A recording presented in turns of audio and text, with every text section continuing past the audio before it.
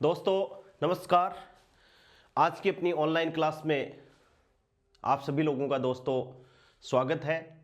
अपनी senior secondary level की जो 11वीं क्लास की बुक है दोस्तों, उसमें friction, laws of friction, angle of friction, repose angle, नत्तल पे किसी वस्तु की गति, ये सारे अपन ने पढ़ लिए थे।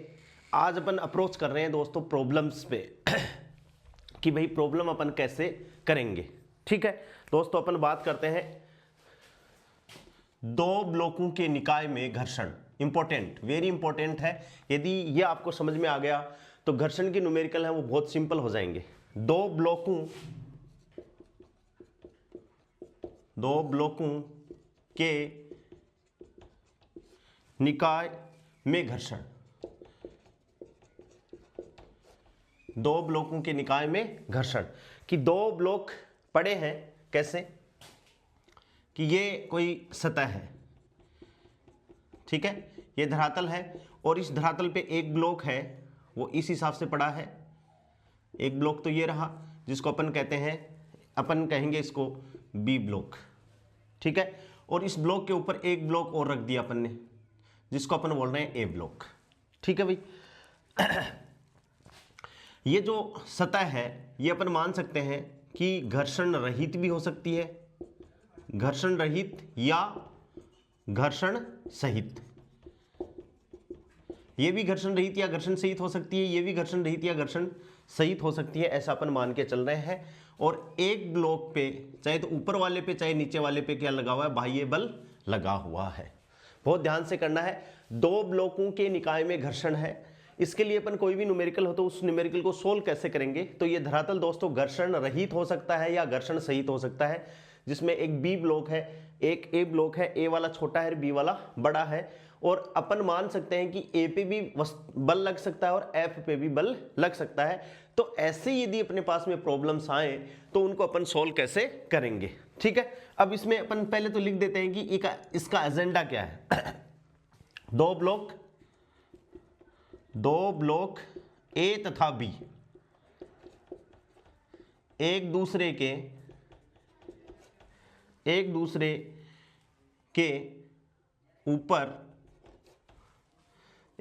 के ऊपर या ए तथा बी एक ऊपर है दूसरा क्या है, नीचे। दो ब्लॉक ए तथा बी एक दूसरे के ऊपर क्षैतिज सतह पर विरामावस्था में रखे हुए हैं,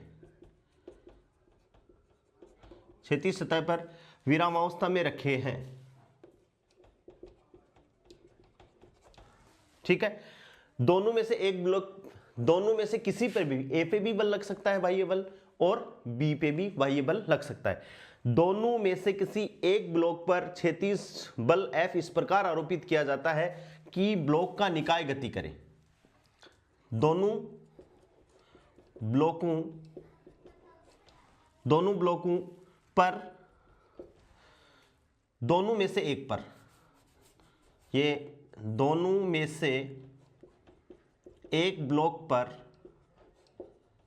F, यानी ये जो F लगाएंगे ये क्षैतिज बल है, F इस प्रकार आरोपित किया जाता है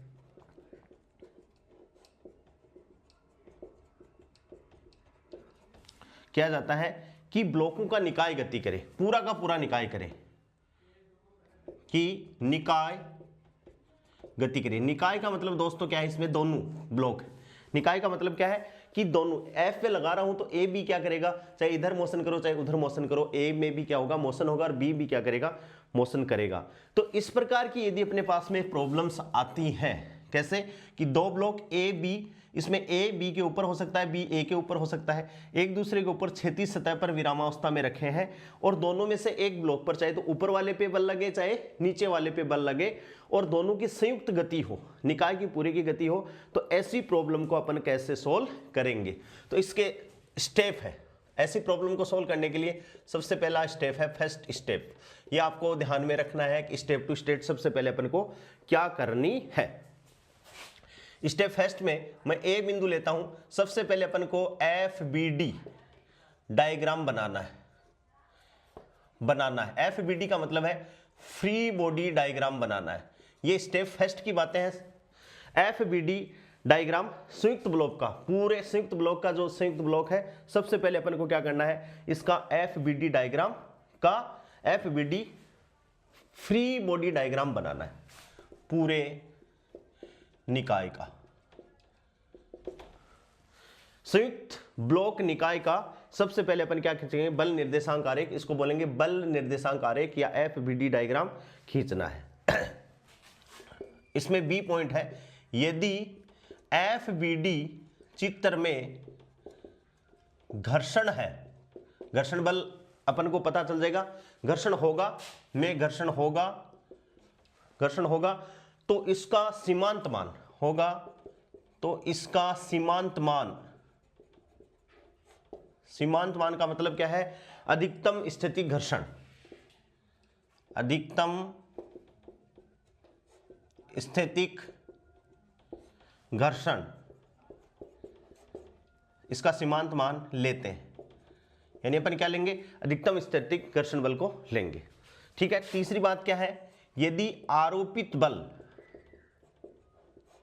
जो अपन बाह्य लगा रहे हैं उसका मान सीमांत घर्षण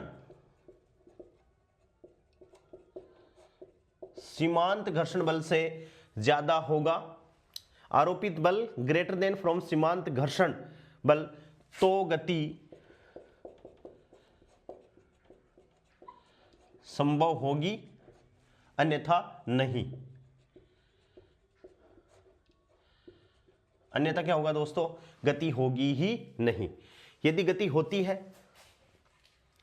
डी, यदि गति होती है, 5-7 क्वेश्चन करोगे दोस्तों, ये स्टेप ऑटोमेटिक आपको याद हो जाएंगे, लेकिन एक बार न्यूमेरिकल करने से ये बार बार आपको करने पड़ेंगे। ऐसा नहीं है कि एक बार आपने कर लिया और छप गई, जितनी ज्यादा प्रैक्टिस करोगे उतनी ज्यादा ये बातें आपके दिमाग में छप जाएंगी। यदि गति होती है तो दोनों ब्लॉकों, यदि गति होती है तो दोनों ब्लॉक का एक साथ या अलग अलग, यदि गति होती है तो दोनों ब्लॉक का एक साथ या अलग अलग गति करना इस बात पर निर्भर करता है कि घर्षण बल संयुक्त गति को सहारा प्रदान करते हैं अथवा नहीं। यदि गति होती है तो दोनों ब्लॉकों का एक साथ या अलग अलग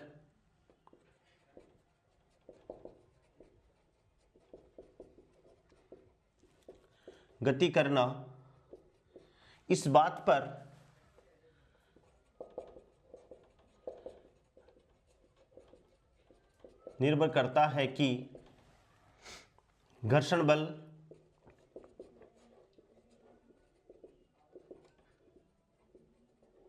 पर निर्भर करता है कि घर्षण बल संयुक्त गति को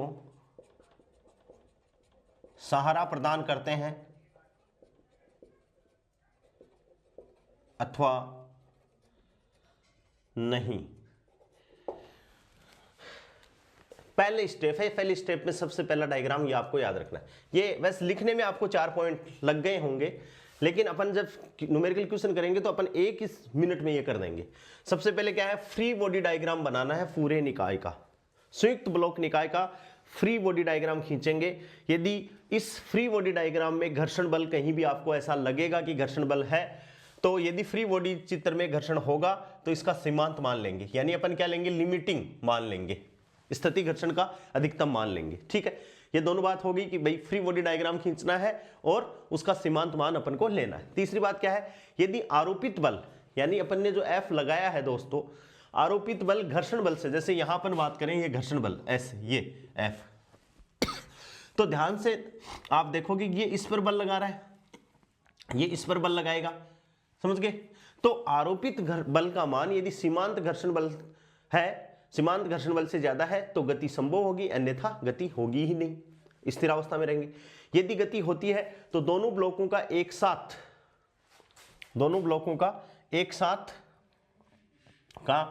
साथ या अलग अलग गति करना इस बात पर निर्भर करता है कि घर्षण बल संयुक्त गति को सहारा प्रदान करता है अथवा नहीं। ठीक है, स्टेप सेकंड, पहली स्टेप तो ये हो गई। स्टेप सेकंड में यही लिख देता हूं इसके जस्ट नीचे। ये तो पहली स्टेप हो गई। स्टेप सेकंड क्या है? ए बात, पहली बात क्या है कि संयुक्त गति को मानते हुए, दोनों की संयुक्त गति को मानते हुए, गति को मानकर, दोनों की संयुक्त गति यानी दोनों ब्लॉक ए और बी की संयुक्त गति को मानते हुए उभयनिष्ठ त्वरण, उभयनिष्ठ त्वरण ए सी, ए का मतलब है त्वरण, सी का मतलब क्या है? कॉमन, ज्ञात करना है। ठीक है, ये बात होगी ए कि दोनों की संयुक्त गति को मानकर अपन को क्या करना है? सबसे पहले उभयनिष्ठ त्वरण ज्ञात करना है। ठीक है, वस्तु का एफ बी डी, वस्तु का एफ बी डी बनाना है, वस्तु का एफ बी डी बनाना है जिस पर, उस वस्तु का एफ बी डी बनाना है जिस पर बाह्य बल कार्य नहीं करता, जिस पर बाह्य बल कार्य नहीं करता हो, उस वस्तु का एफ बी डी बनाना है जिस पर, जैसे एफ बी पर क्या लग रहा है? बाह्य बल लग रहा है, तो अपन को क्या बनाना है? ए का F B D free body diagram बनाना है। ठीक है, कार्य नहीं करता है। यहां से घर्षण बल का मान ज्ञात करना है, घर्षण बल F ज्ञात करना है। ठीक है, और संयुक्त रूप से गति प्रदान करें। घर्षण बल F ज्ञात करके कब ज्ञात करेंगे? वह आवश्यक घर्षण बल F ज्ञात करना है जो कि ब्लॉकों को ज्ञात करना है, जो कि ब्लॉकों को संयुक्त गति प्रदान करे। क्या करना है? ब्लॉकों को संयुक्त गति प्रदान करे, वो अपन को क्या करना है? घर्षण बल का मान F ज्ञात करना है। ठीक है, और जो मान आए D, घर्षण बल के मान की तुलना FL से करनी है, सीमांत घर्षण मान से करनी है। ठीक है, अब डी आ गई, ई स्टेप ऊपर लिख देता हूं। ई, ये तो घर्षण बल, ये क्या करना है? घर्षण बल F ज्ञात करना है जो कि ब्लॉकों को संयुक्त गति प्रदान करे, वहां से घर्षण बल ज्ञात करेंगे। और जो घर्षण बल आ गया है अपने पास में, उसकी तुलना, घर्षण बल के मान की तुलना FL से करनी है। FL का मतलब है सीमांत मान, FL का मतलब सीमांत मान यानी स्थैतिक घर्षण बल का अधिकतम मान, FL से करनी है। और E का है यदि F की value less than equals to FL है, जो घर्षण बल अपन ने ज्ञात किया है दोस्तों ये वाला, इसकी वैल्यू FL से कम है या उसके बराबर है, तो दोनों ब्लॉक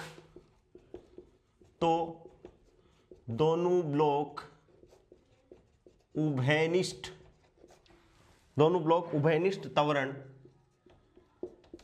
AC से, उभयनिष्ठ त्वरण AC से एक साथ गति करते हैं, AC से एक साथ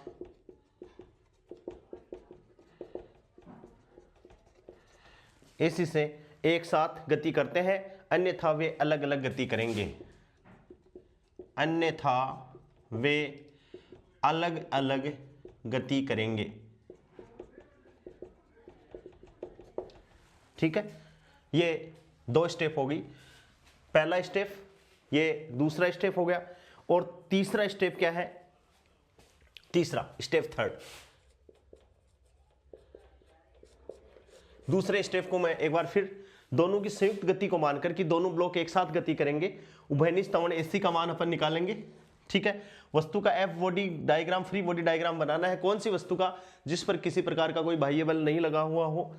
फिर वहां से घर्षण बल का मान निकालना है। यदि उस घर्षण बल का मान FL से कम है और उसके बराबर है तो दोनों को AC उभयनिष्ठ त्वरण मानकर उनकी कैलकुलेशन करेंगे, अदरवाइज वे कण हैं वो अलग अलग गति करेंगे। स्टेप थर्ड यही लिख देता हूं। स्टेप थर्ड का क्या है, यदि अलग अलग गति के लिए पहला ही पॉइंट है, अलग अलग गति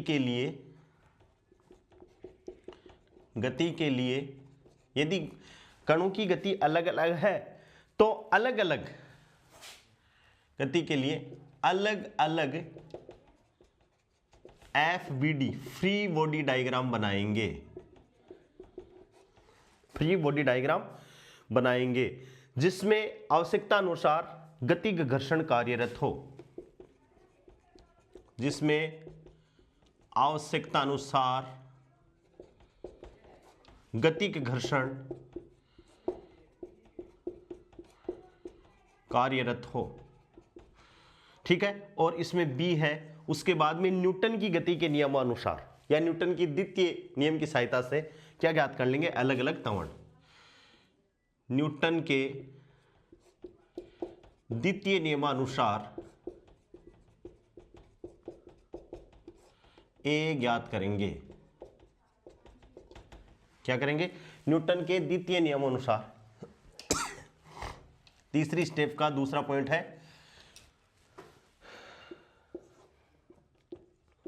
न्यूटन की गति के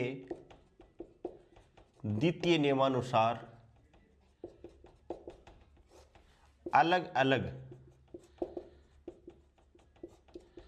त्वरण ज्ञात करेंगे, ठीक है दोस्तों। ये अपन ने किसी भी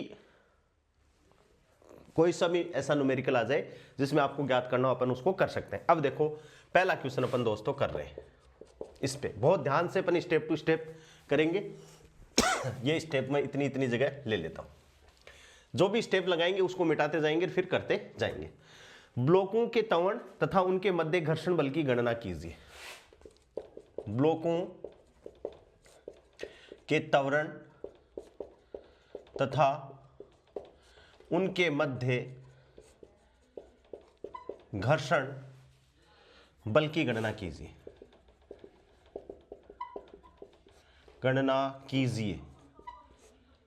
ठीक है दोस्तों,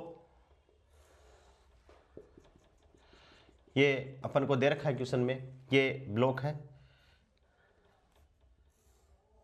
ठीक है। और इस ब्लॉक का द्रव्यमान है 10 kg और जस्ट इसके ऊपर रखा हुआ है दोस्तों 5 kg, ठीक है। और ऊपर वाले पे ये बल लगा हुआ है कितना, F बराबर कैपिटल F बराबर 50 न्यूटन, ठीक है। ये ए ब्लॉक है और ये बी ब्लॉक है। और यहां अगले ने दे रखा है, यहां ऐसे तीर का निशान लगा के कि यहां घर्षण है उसकी वैल्यू है 0.4 और यहां जो ये है वो है घर्षण रहित, ऐसा क्वेश्चन में लिख रखा है। घर्षण रहित का मतलब म्यू बराबर 0। क्वेश्चन समझ में आ गया। ब्लॉकों के त्वरण तथा उनके मध्य घर्षण बल की गणना कीजिए। ए और बी दो ब्लॉक है, नीचे वाला 10 kg का, ऊपर वाला 5 kg का। ऊपर वाले पे 50 न्यूटन का बल लगा हुआ है। यहां जो घर्षण है उसकी वैल्यू म्यू बराबर 0.4 है और घर्षण रहित ये क्या है 10 kg, ठीक है दोस्तों। सबसे पहले अपन को क्या करना है सबसे पहले स्टेप कि संयुक्त ब्लॉक का FBD बनाना है पूरे निकाय का। पूरे निकाय का अपन को क्या बनाना है दोस्तों, FBD फ्री बॉडी डायग्राम बनाना है। तो बना दे ये है, तो धरातल को छोड़ देते हैं, ये लो धरातल को छोड़ दिया। ये तो ब्लॉक है B, ठीक है, और ये ब्लॉक है A, ये A और ये B, ठीक है। ध्यान से अपन देखें क्या कि भाई इस पे पूरे पे नीचे की तरफ फोर्स यदि लगे जैसे यहां से ये, तो ये कितना है 5 और 10, तो 5 G mg प्लस 10 mg, तो कितना हो गया भाई 15 G। और इस पे बल कितना लगा हुआ है F 50 न्यूटन, F बराबर 50 न्यूटन, F बराबर 50 न्यूटन। और इन दोनों के कारण संयुक्त रूप से क्या लगा हुआ है N1, ऊपर की तरफ अपन मान लेते हैं। संयुक्त बनाना है पूरे निकाय का, ठीक है। यदि FBD चित्र में घर्षण होगा, चित्र में देखो ये है 5G प्लस 10G, ठीक है, खींचिए है, यहाँ क्षैतिज दिशा में एक असंतुलित बल है। इस क्षैतिज दिशा में क्या है, एक असंतुलित बल है, बाकी अपन को किसी प्रकार का कोई बल नहीं दे रखा है, ठीक है। एक अकेला ही बल लगा हुआ है, इसका मतलब गति होगी। तो इसका सीमांत मान अधिकतम स्थितिक घर्षण लेते हैं, FBD हो गया, घर्षण होगा तो इसका सीमांत घर्षण तो फिलहाल अपने को दिया हुआ नहीं है। तो अब अपन स्टेप पहली खत्म हो गई अपनी, दूसरी स्टेप में चलते हैं। तो पहली स्टेप में मिटा देता हूं। सबसे पहले अपन ने क्या किया दोस्तों, फ्री बॉडी डायग्राम बना दी। मान ले अब पूरा जो निकाय है वो संयुक्त त्वरण से क्या करेगा, गति करेगा। तो संयुक्त त्वरण से गति करेगा तो AC बराबर क्या हो गया, 50 बटे A बराबर क्या होगा, F अपॉन M। तो F 50, M कितना 5 प्लस 10 15, तो ये कितना आ गया 3.33 मीटर प्रति सेकेंड स्क्वायर, ठीक है। अब अपन को ये देखना है कि उस, पहला तो हो गया वस्तु का FBD बनाना है जिस पर बाह्य बल कार्य नहीं करता हो। बाह्य बल कौन से पे कार्य नहीं कर रहा, B पे नहीं कर रहा। अब देखो ध्यान से देखना बात को कि ये इधर जा रहा है भाई, इस पे ये इधर जा रहा है, ठीक है। तो इस पर ये इधर गति कर रहा है, तो इस पर किधर लगेगा, ये अपन ने क्या कर दिया B पर, ये B पर जा रहा है, ठीक है भाई। तो B पर जैसे ये जाएगा तो इस B पर बल, ये इधर घर्षण बल लगाएगा, तो इस पर इसके कारण इस ऐसे लगेगा भाई, ये ऐसे जाएगा तो इस पर ये ऐसे जाएगा, तो इस A पे लोग घर्षण बल पीछे की तरफ लगेगा, वो समांतर है, इस पे आगे की तरफ लगेगा और ये फिर पीछे की तरफ गति करेगा, इस हिसाब से इस पे घर्षण बल लगेंगे, ठीक है। तो अपन ने क्या माना कि भाई ये हो गई स्टेप, ये घर्षण बल हो गया B पे, ठीक है, ये B है। तो यहां से अपन क्या करना है, जिस पर बाह्य बल आरोपित नहीं है, फ्री बॉडी डायग्राम हो गया, इस पे केवल और केवल एक ही बल लग रहा है, तो ये अपन को वैल्यू निकालनी है। तो कैसे निकालेंगे भाई, F बराबर क्या हो गया MB AC।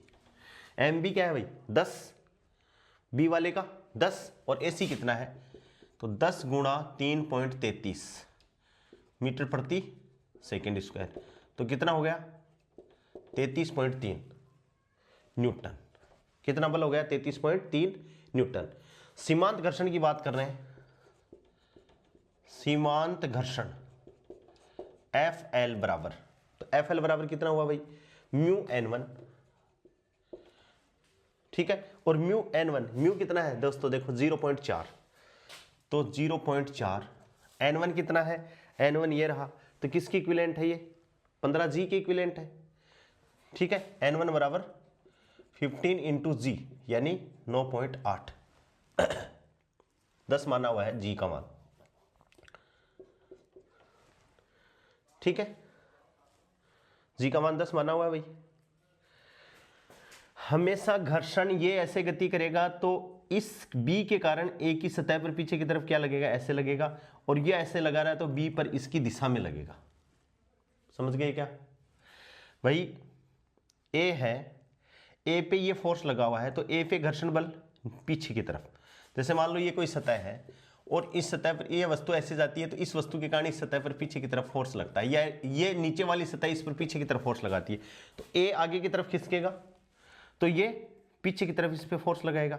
अब पीछे की तरफ फोर्स कौन लगा रहा है A आगे की तरफ जा रहा है, तो ये B को पीछे की तरफ धकेलने की कोशिश करेगा, ठीक है। B जब पीछे की तरफ जाएगा तो A उस पे आगे की तरफ फोर्स लगाएगा भाई, विपरीत लगेंगे। तो अब अपने को क्या करना है कि म्यू N1 अपन को कैलकुलेट जैसे करेंगे तो 15 चौके 60 लगभग कितना हो गया 0.4 गुणा 5 FL mu into N1, N1 कहाँ लगा हुआ है, इस पे लगा हुआ है N1 A पे, तो N1 क्या है N1 A वाला, तो N1 क्या है दोस्तों mg, यानी म्यू N1 बराबर क्या हो गया, N1 बराबर m इंटू जी, और m कितना है 5 और गुणा 10, तो 5 गुणा 10 तो ये 4 पंजे 20 यानी 20 न्यूटन। तो यहां से अपन ने देखा, तो यहां से क्या स्पष्ट है कि F की वैल्यू इज ग्रेटर देन क्या होगी, FL होगी। F की value is greater than FL। यहां से देखो, यदि F is very less than FL से कम है, लेकिन यहां तो F की वैल्यू क्या है, F is greater than FL। इसका मतलब क्या होगा दोस्तों, दोनों ब्लॉक अलग अलग गति करेंगे, दोनों ब्लॉक अलग अलग गति करेंगे। क्या करेंगे, दोनों ब्लॉक अलग अलग गति करेंगे। तो अब दोनों का फ्री बॉडी डायग्राम बनाना अपन को। ये तो रहा A, ठीक है। अब देखो A पे क्या लगा हुआ है, 50 न्यूटन, ठीक है। A पे B की सतह के कारण N1 ऊपर की तरफ, ये लो N1 A पे, A आगे की तरफ खिसक रहा है तो A पे फ्रिक्शन पीछे की तरफ, और ये कितना है, FL बराबर 20 न्यूटन, 20 न्यूटन ही लग रहा है। कितना लग रहा है भाई, 20 न्यूटन। FL बराबर 20 न्यूटन, सीमांत घर्षण, ठीक है। अब इस पे नीचे की तरफ 5G, और गति हो किधर रही है, इधर हो रही है, तो ये A1, ठीक है। इसका फ्री बॉडी डायग्राम बन गया। ऐसे ही B का फ्री बॉडी डायग्राम, ये B ब्लॉक है, ठीक है। B ब्लॉक ये पड़ा है यहां पर, बहुत ध्यान से। अब क्या होगा भाई, A पे B वाला, A पे क्या लगा रहा है, N1 लगा रहा है ना, तो B लगा रहा है N1, तो A भी तो लगाएगा नीचे की तरफ N1, तो A के कारण इस पे N1 नीचे की तरफ, ठीक है। ये जो सतह पे पड़ा है, तो सतह के कारण ऊपर की तरफ, तो ये क्या लगा, N2, 10G नीचे की तरफ। अब इस पे ये फ्रिक्शन इधर लगा हुआ है, इस पे पीछे की तरफ फ्रिक्शन लगा हुआ है, तो इस पे भी तो आगे की तरफ लगेगा, तो इस पर फ्रिक्शन, ये पीछे की तरफ लगा हुआ है तो ये आगे की तरफ, और ये कितना है, FL बराबर, ये भी 20 न्यूटन ही लगेगा, बराबर ही लगेगा। और ये भी किधर गति करेगा, A2 इधर गति करेगा, भाई ये भी इसके साथ में ही गति करेगा, लेकिन फ्रिक्शन इसी डायरेक्शन में लगेगा। ये इधर गति करेगा, फ्रिक्शन इधर आएगा, इस फ्रिक्शन के कारण ये फ्रिक्शन इधर आएगा, ठीक है। ये दोनों बराबर होंगे, ये फ्रिक्शन, ये फ्रिक्शन, ठीक है। अब अपन दोनों का क्या कर ले, दोनों ब्लॉकों को अलग अलग फ्री बॉडी डायग्राम अपन ने बना दिया। अब क्षैतिज दिशा में न्यूटन का द्वितीय नियम लगाने पर दूसरे क्वेश्चन से और अच्छा समझ में आ जाएगा। देखो A1, अब अपन को A1 निकालना है दोस्तों, तो रिजल्टेंट फोर्स किधर लगेगा, आगे की तरफ, तो ये तो दोनों बैलेंस हो रहे हैं, ठीक है। तो A1 बराबर क्या हो गया, पहले ब्लॉक के लिए 50 - 20, A बराबर F बराबर M इंटू A, तो A बराबर F अपॉन M, M कितना है 5, ठीक है। तो ये कितना हो गया, 30/5 बराबर 6 मीटर प्रति सेकंड स्क्वायर, ठीक है। और दूसरे पे A2, तो A2 तो रिजल्टेंट इधर ही लग रहा है, तो F अपॉन G यानी 20/10 बराबर कितना, 2 मीटर प्रति सेकंड स्क्वायर।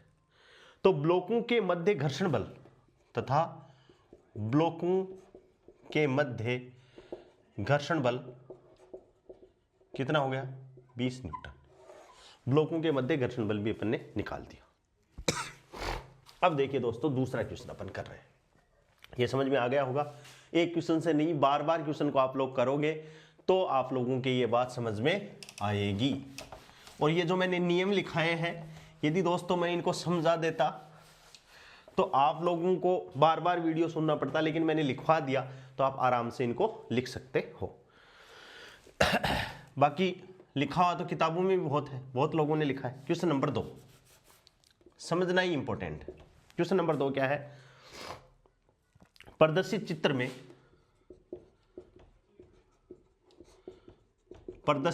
में MA बराबर 10 kg, MB बराबर 15 kg, 15 kg है। F का अधिकतम मान ज्ञात कीजिए। F का अधिकतम मान f का अधिकतम मान ज्ञात कीजिए जिससे कम मान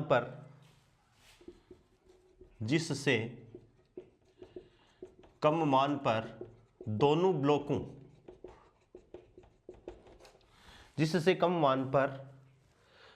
ब्लॉक एक साथ गति करते हैं, दोनों ब्लॉक एक साथ गति करते हैं।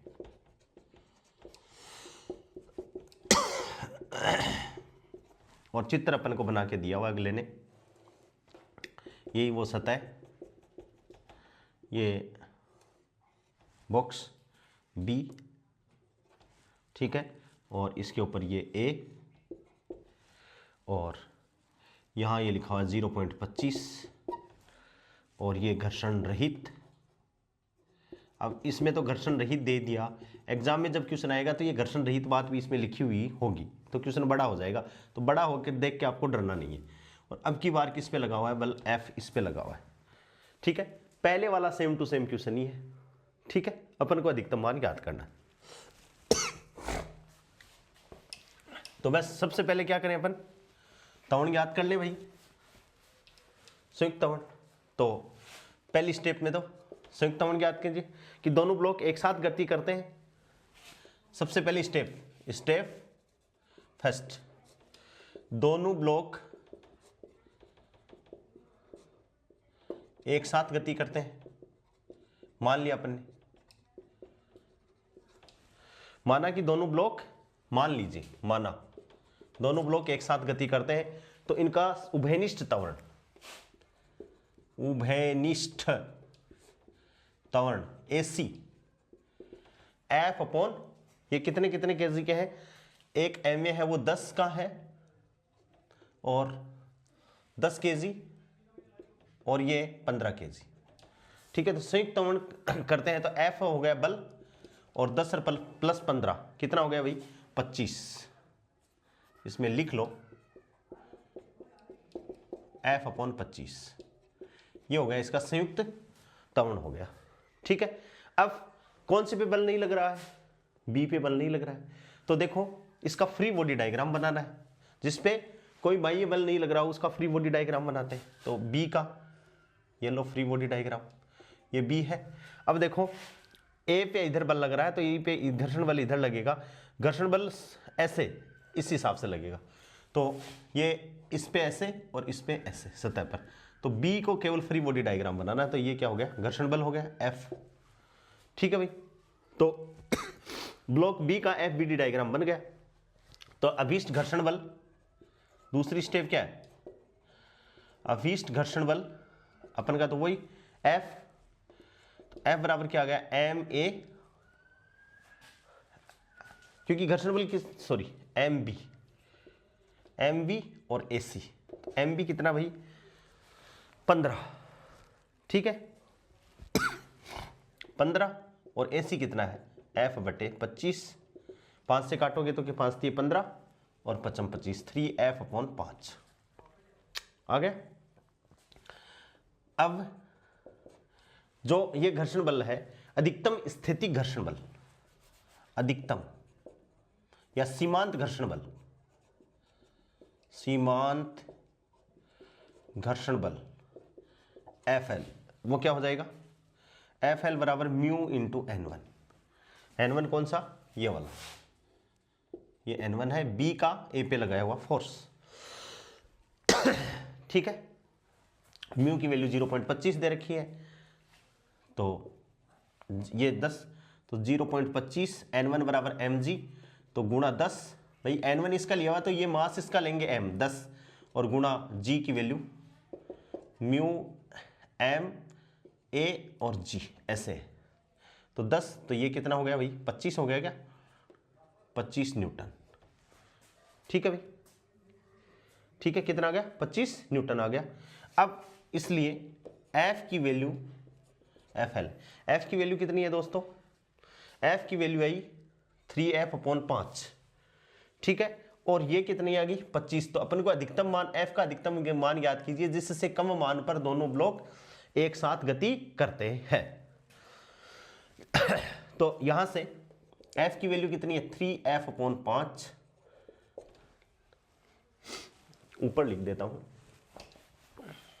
यहां लिख देता हूं, ये तो खत्म।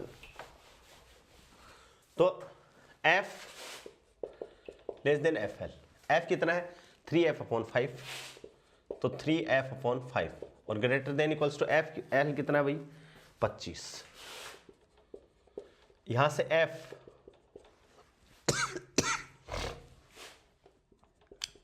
25 गुणा 5/3, ठीक है। यहां से निकालने अपन न्यूटन में आएगा, तो ये कितना आ गया, इसको सोल्व करेंगे तो 125/3 न्यूटन। तो ये क्या है, F की वैल्यू या तो इसके बराबर है या इससे कम है, तो ये अधिकतम हो गया मैक्सिमम। तो F मैक्सिमम इक्वल्स टू कितना 125/3 न्यूटन। ये इसका क्या आ गया दोस्तों, आंसर आ गया। तो सेम टू सेम अपने वाला जो अपन ने पहला क्वेश्चन किया था, सेम टू सेम वैसा ही ये क्वेश्चन है, इस हिसाब से ये क्वेश्चन करना है आपको।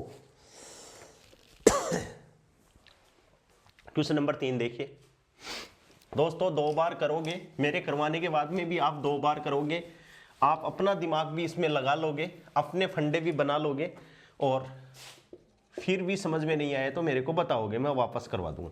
प्रदर्शित चित्र में चित्र ही बना देता हूं, वही काम, ये बी ब्लॉक, ठीक है, और ये ए ब्लॉक, ए बी, और अब की बार F बराबर 90 न्यूटन नीचे वाले पे लगा हुआ है, और यहां म्यू बराबर कितना दे रखा है 0.4, ठीक है, और ये जो वो है घर्षण रहित, ठीक है। एम ए बराबर 10 kg, एम बी बराबर 20 kg, और F बराबर 90 न्यूटन अपन को दे रखा है। दोनों ब्लॉकों का त्वरण तथा उनके मध्य घर्षण बल ज्ञात कीजिए। दोनों ब्लॉकों का त्वरण एवं उनके मध्य घर्षण बल ज्ञात कीजिए, ठीक है। सबसे पहले वही स्टेप, सॉल्यूशन, पहला स्टेप, संयुक्त क्या बनाना है अपन को, फ्री बॉडी डायग्राम बनाना है। तो नीचे वाली सतह छोड़ दी, ये तो हो गया बी, और ये क्या हो गया भाई ए, और इस पे ये कितना लगा हुआ है एफ लगाओ, फ्री बॉडी डायग्राम बन गया। अब अपन ने माना कि दोनों ब्लॉक एक साथ गति करते हैं, ये तो पहली स्टेप होगी, दोनों ब्लॉक एक साथ गति करते हैं, तो एक साथ गति करेंगे तो त्वरण F अपॉन संयुक्त त्वरण, तो 10 + 20 यानी 90/30 बराबर कितना मीटर प्रति सेकंड स्क्वायर, क्या हो गया 3 मीटर प्रति सेकंड स्क्वायर। अब जिस ब्लॉक पे कोई फोर्स नहीं लगा हुआ है उसका फ्री बॉडी डायग्राम अपन को बनाना है। अब दोस्तों देखो ध्यान से देखो, इस पे बल लगा हुआ है, तो ये घर्षण बल इस सतह पर ये लगाएगा, इस घर्षण बल के कारण ए पे आगे की तरफ बल लगेगा, ठीक है भाई। ये ऐसे, तो इस पे, इसको तो छोड़ दिया, इसके कारण ये ऐसे और इस पे ऐसे, ठीक है, इसके जस्ट विपरीत दिशा, ठीक है, क्योंकि घर्षण बल ऐसे, जैसे मान लो ये दोनों सतह है, तो ये आगे जा रही है, ये आगे फिसलने की कोशिश कर रहे हैं, तो इसके कारण घर्षण बल इस पे पीछे की तरफ, और ये पीछे की तरफ आ रही है, तो वो उसका घर्षण बल उसको आगे की तरफ, ये आपको ध्यान रखना है, ठीक है। तो क्या हो गया, इसका फ्री बॉडी डायग्राम बनाएंगे जिस पे कोई बल नहीं लगा हुआ, तो ये लो, ये हो गया ए पर बी के कारण ऊपर की तरफ N1, ठीक है, नीचे की तरफ क्या हो गया, इसके अंदर द्रव्यमान कितना है 10, तो mg, तो 10g, ठीक है, और अब इस पर घर्षण F इधर लग गया, ठीक है भाई। तो ये ए का FBD है, फ्री बॉडी डायग्राम। तो यहां से F कितना हो गया, F बराबर MAAC बराबर कितना भाई MA तो कितना है 10 और A कितना है 3, तो कितना हो गया भाई 10 × 3 बराबर 30 न्यूटन, ठीक है, ये तो आ गया 30 न्यूटन। अब अपन F लिमिटिंग निकाल लें, तो सीमांत घर्षण, धीरे धीरे देखो कंसेप्ट क्लियर हो रही है। एफ एल बराबर, इस पे लग रहा है ना, किसके कारण लग रहा है, गति कौन कर रहा है, बी गति कर रहा है, ठीक है। तो एफ एल बराबर म्यू एन वन, ठीक है भाई, एफ एल बराबर क्या हो गया, mu N one, mu N one. तो 0.4 गुणा 10G बराबर 40 न्यूटन, कितना आ गया भाई, 40 न्यूटन। अतः F की वैल्यू क्या है, F की वैल्यू कितनी है, 30 न्यूटन, FL की वैल्यू कितनी है भाई, 40 न्यूटन। अतः दोनों ब्लॉक उभयनिष्ठ त्वरण से गति एक साथ गति करेंगे। और उभयनिष्ठ त्वरण का मतलब A बराबर कितना हो गया, 3 मीटर प्रति सेकंड स्क्वायर, और इनके मध्य घर्षण, इनके मध्य घर्षण की वैल्यू कितनी होगी दोस्तों, 30 न्यूटन।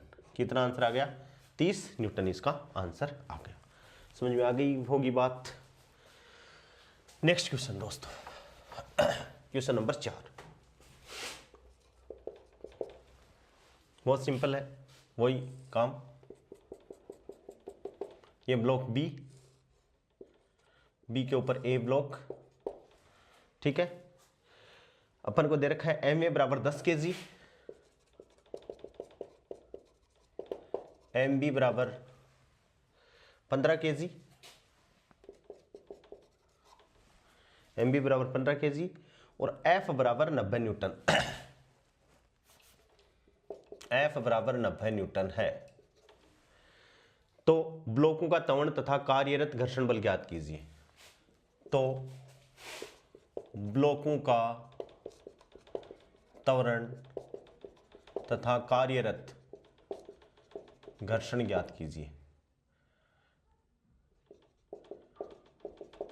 बस क्वेश्चन सेम टू सेम ही है, बस अब की बार जो ये वाली जो कंडीशन है वो क्या हो जाएगी, एफ की value greater than F L होगी, तो और फिर अलग अलग त्वरण निकलेंगे। तो वो पहला क्वेश्चन आया था वो बन जाएगा ये। यहां देखो दोस्तों, ये क्या है, 0.4, ठीक है, म्यू वन। अब की बार ये म्यू वन बराबर है 0.4, और यहां म्यू टू बराबर कितना है, 0.2। अब की बार यहां भी घर्षण गुणांक है और यहां भी घर्षण गुणांक, ठीक है। हाँ, बहुत ध्यान से अपन को क्वेश्चन करना है। ब्लॉकों का त्वरण ये ज्ञात कीजिए, ठीक है। तो सबसे पहले संयुक्त ब्लॉक का एफबीडी, तो संयुक्त ब्लॉक का एफबीडी बनाएंगे। ये इस पे बल लगा हुआ है एफ। तो अब देखो संयुक्त ब्लॉक का FBD, free body diagram,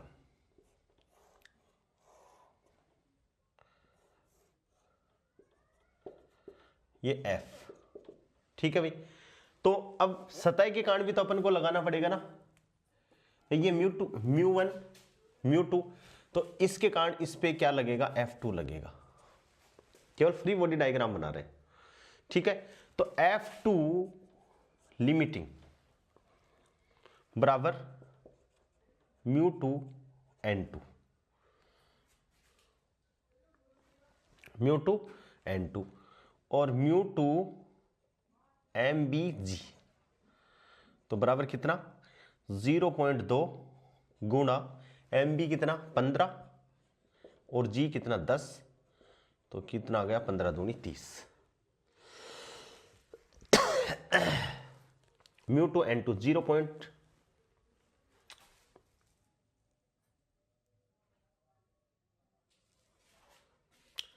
okay भाई, N2 दोनों का संयुक्त है, तो म्यू टू MG दोनों का संयुक्त है दोस्तों, mu two N2, mu two N2, तो गुणा 0.2 गुणा 25G, ठीक है। और 25G का मतलब ये हो गया 50 न्यूटन।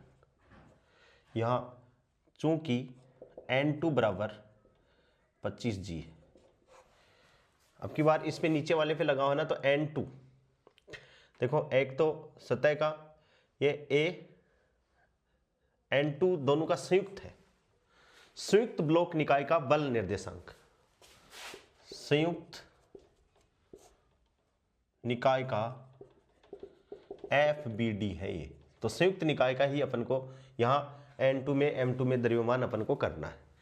अब देखो ये क्या है 90 न्यूटन और ये क्या आ गया 50 न्यूटन। चूंकि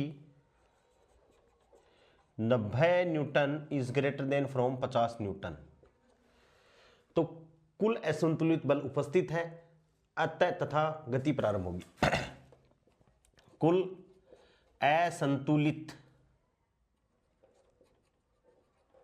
असंतुलित बल है यानी गति होगी।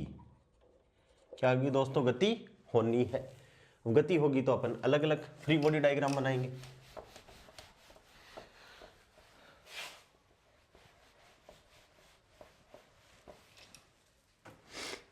तो अब देखो ए पे क्या आ गया, तो अब ये ऐसे जा रहा है, तो इस पे तो अब लगाने की जरूरत नहीं है, इस पे अपन लगाएंगे इसके कारण। तो स्टेप है कि माना दोनों ब्लॉक एक साथ गति करते हैं जिनके उभयनिष्ठ त्वरण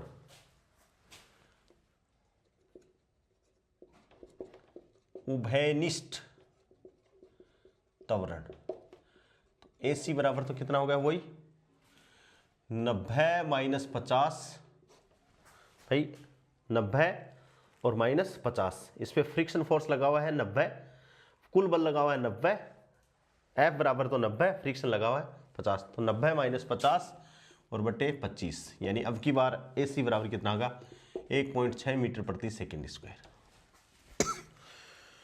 हाँ, जिस पर कोई बाह्य बल नहीं लगा हुआ हो वो A है। तो A का अपन ने क्या बना दिया, फ्री बॉडी डायग्राम। तो A पे 10G, ठीक है, N1 ऊपर की तरफ B के कारण, और एक क्या लगा है इस पर F1 फ्रिक्शन। तो F1 बराबर क्या हो गया, अभिनिष्ट बल F1 बराबर अभिष्ट बल F1 बराबर क्या हो गया भाई, MAAC बराबर कितना 10 ग्राम गुणा AC कितना 1.6, ठीक है। तो ये कितना हो गया 10 गुणा 10 और गुणा 1.6, MA इंटू AC, MA तो मास तो 10 kg है ना, ये तो वेट है, तो 10 गुणा AC 1.6 बराबर 16 न्यूटन, ठीक है। यहां से F1L, अब वही प्रोसेस यहां बस ये एक एक्स्ट्रा टर्म वाली आ गई ये वाली, बाकी वही प्रोसेस FN-L। तो FN-L करोगे तो μ1N1, ठीक है। तो μ1 कितना भाई 0.4, तो ये लो 0.4 गुणा N1 इस पे लगा हुआ है तो 10 इंटू G, तो ये कितना हो गया 40 न्यूटन। तो यहां से स्पष्ट है F1 is very less than from FL, यानी ये तो कितना 16 और ये इसको क्या कर रहे हैं, डिफाइन कर रहे हैं, F1 लेस देन F1L, ठीक है। अतः घर्षण बल संयुक्त गति को सहारा देने के लिए, अतः है घर्षण बल संयुक्त गति को सहारा देने के लिए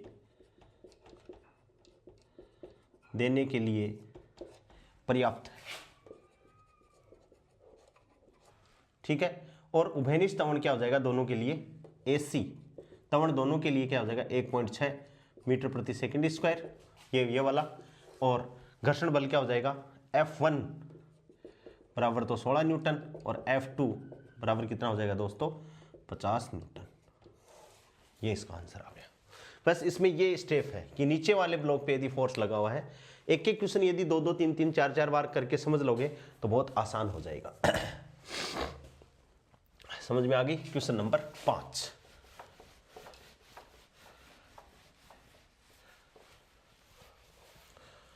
क्वेश्चन नंबर 5 क्या है, 5 kg व 10 kg के ब्लॉक, क्वेश्चन नंबर 5 ये अलग है, 5 kg व 10 kg के ब्लॉक 5 kg व 10 kg के ब्लॉक ए व बी को चित्रानुसार रखा गया है।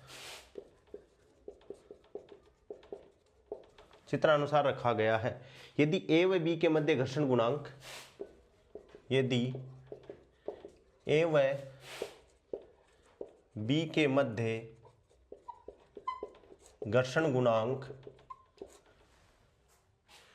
0.5 तथा बी व सतह के मध्य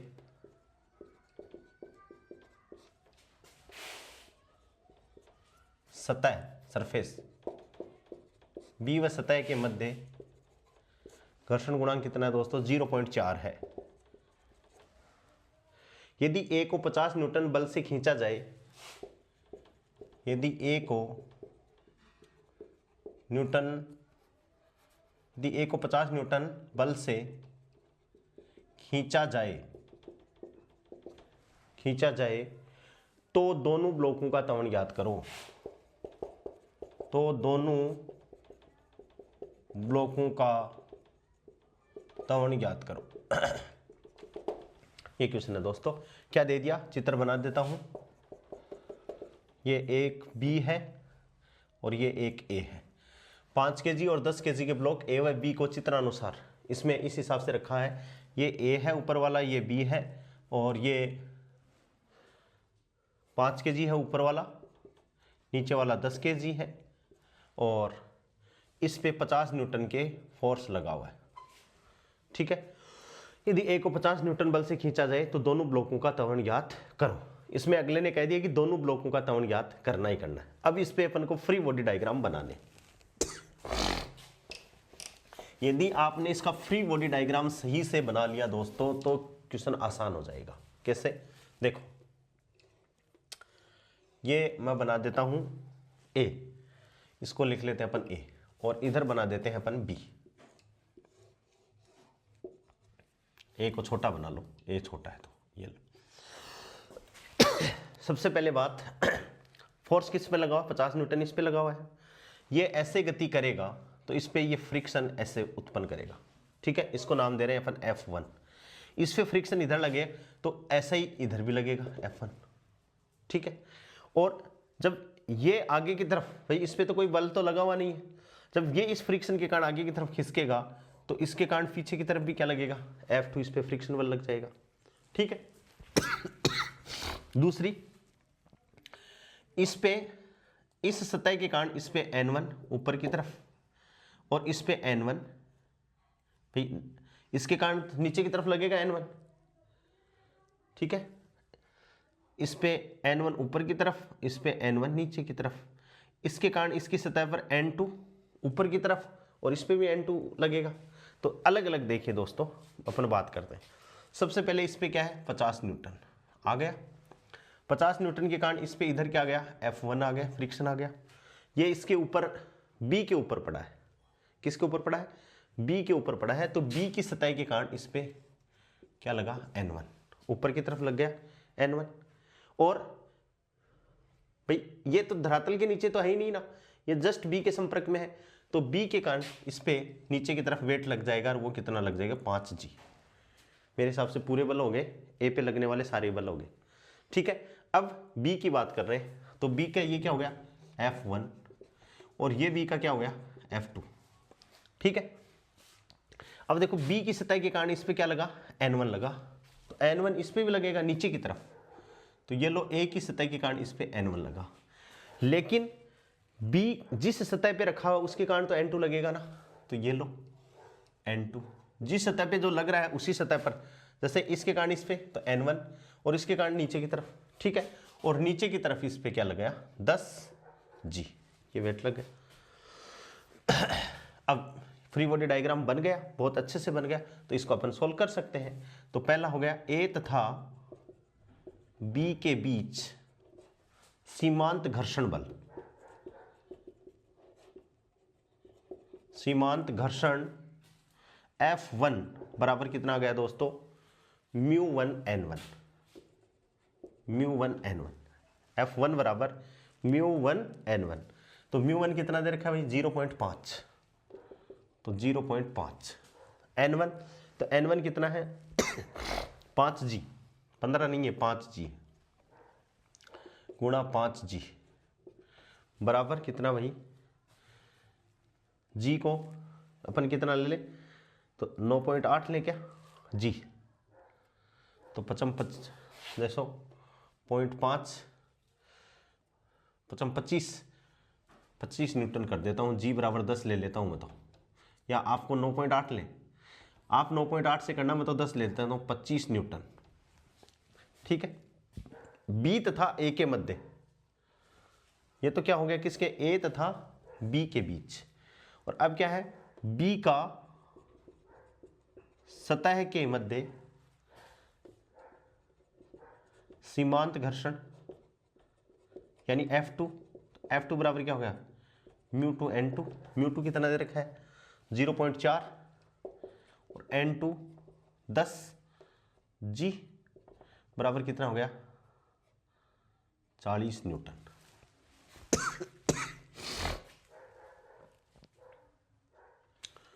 ओके, दोनों एक डायरेक्शन में है तो n1 ये भी तो है n2 μ2 n2, तो देखो दोस्तों n2 इन दोनों का बैलेंस होगा, बस यही कंसेप्ट है, तो दोनों का बैलेंस होगा तो ये 15 और 15 चौके 60 न्यूटन आएगा, ये इंपॉर्टेंट क्या आएगा 60 न्यूटन। तो ए ब्लॉक के लिए अपन इक्वेशन लिख रहे हैं ए के लिए। अब देखो F1 आ गया कितना है 25, ये 50 और ये सारा आ गया है, तो ए के लिए अपन लिख रहे हैं इक्वेशन। तो ए के लिए देखो ये 50 मोशन किधर कर रहे हैं, इधर मोशन कर रहे हैं, तो 50 माइनस इक्वेशन लगा रहे हैं अपन, तो 50 माइनस F1, 50 माइनस F1 बराबर ma, तो 5 गुणा a। ठीक है भाई, F1 कितना 25, तो 50 माइनस 25 बराबर 5a, तो a इक्वल्स टू कितना हो गया दोस्तों 5 मीटर प्रति सेकेंड स्क्वायर। a बराबर कितना हो गया 5 मीटर प्रति सेकेंड स्क्वायर। बी ब्लॉक के लिए F1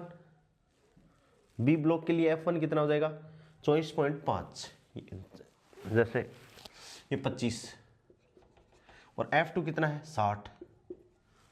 ठीक है, तो ये किधर गति करेगा भाई, ठीक है, यानी अपन ये कह सकते हैं यहां से कि बी ब्लॉक के लिए, मैं लिख देता हूं, बी ब्लॉक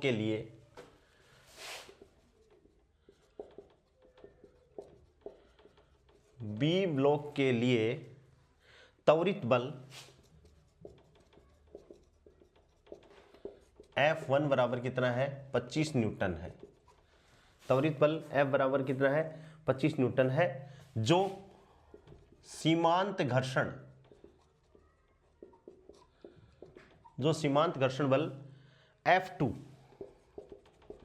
60 न्यूटन से कम है, यानी यहां F1 less than equals to FL वाली कंडीशन बन गई।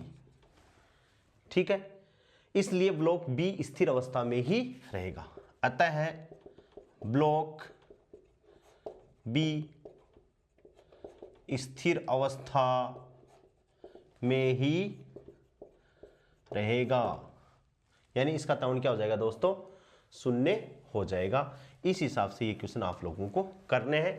क्वेश्चन थोड़े से कंसेप्चुअल है, तो थोड़ा सा हो सकता है कि 2 बार करो 3 बार करो, लेकिन समझ में बात आ जाएगी। ठीक है दोस्तों, अब अपन बात करते हैं घर्षण कम करने के उपाय। घर्षण कम करने के उपाय।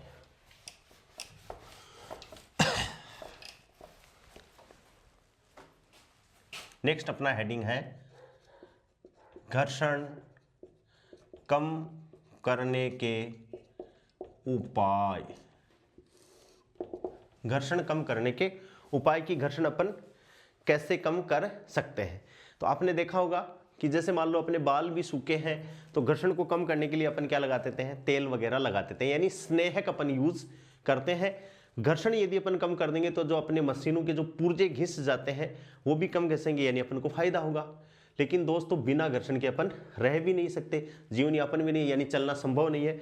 तो घर्षण कम करने के उपाय, सबसे पहला नंबर 1 कौन सा है, सतहों की पॉलिश करके। यदि अपने पास में जो सतह है, सतहों की पॉलिश करके,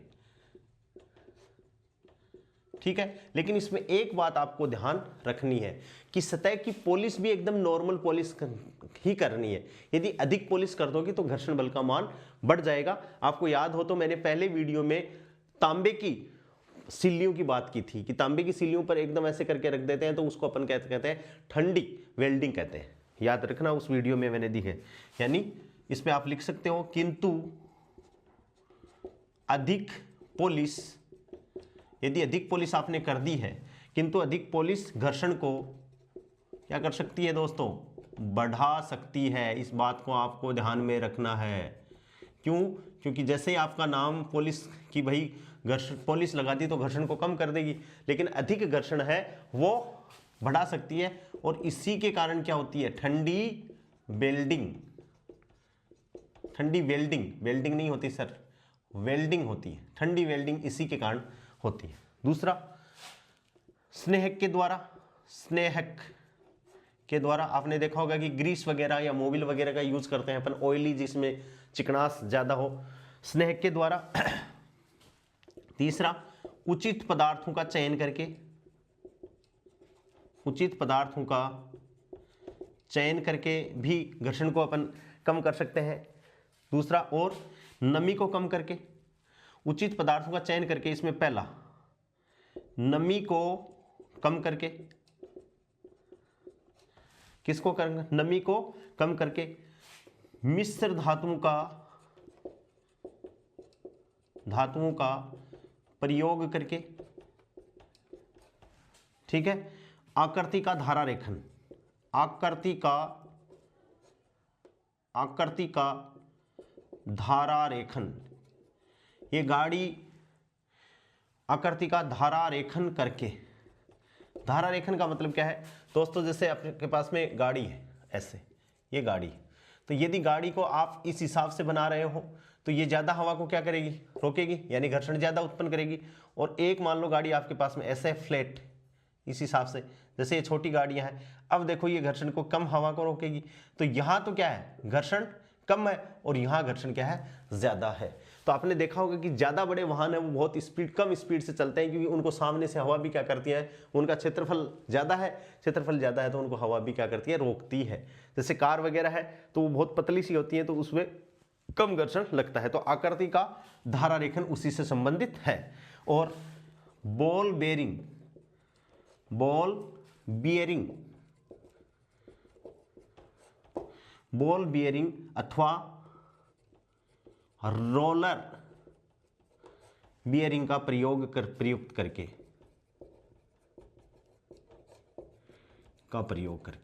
घर्षण को अपन कम कर सकते हैं।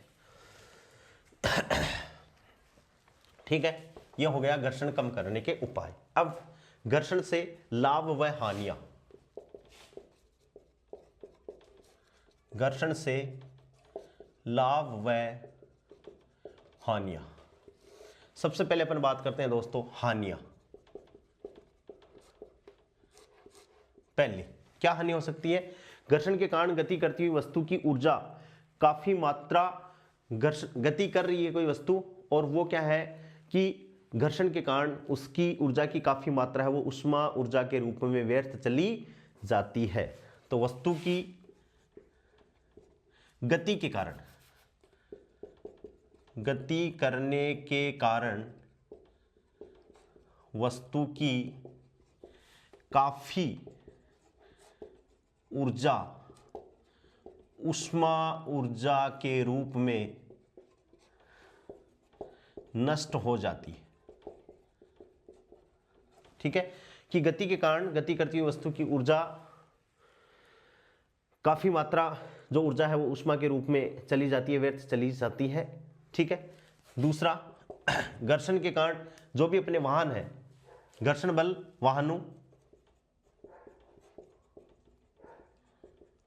वाहनों जैसे कौन कौन से वाहनों, जैसे बसें, ट्रेन, हवाई जहाज, रॉकेट आदि के वेग को निश्चित सीमा से, बसें, ट्रेन, वायुयान आदि को निश्चित वेग से, आदि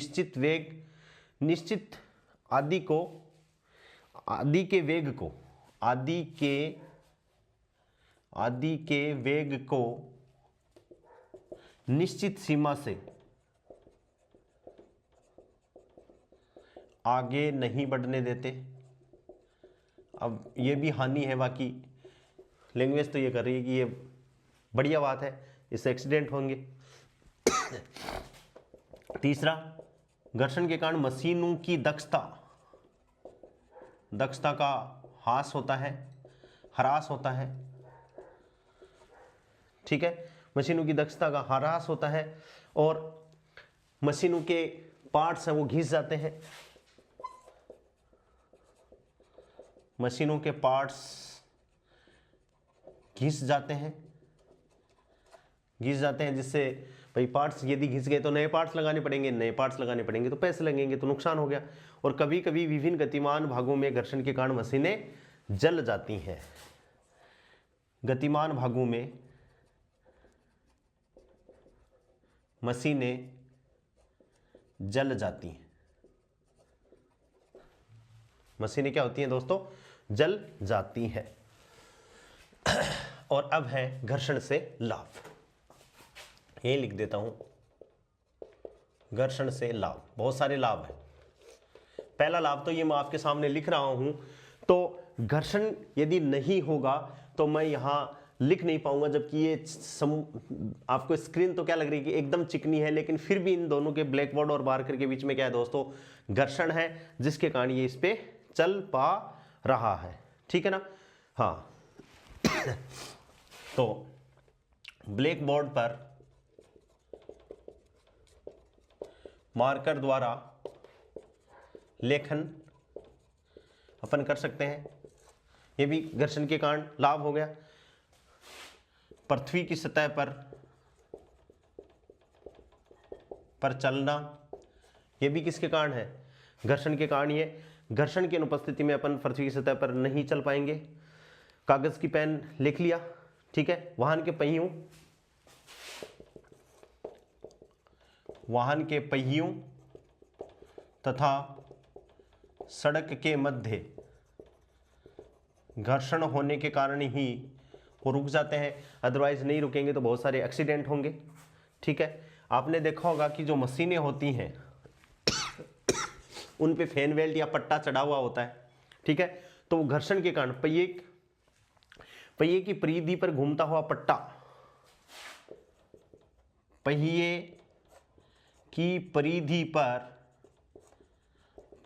घूमता हुआ पट्टा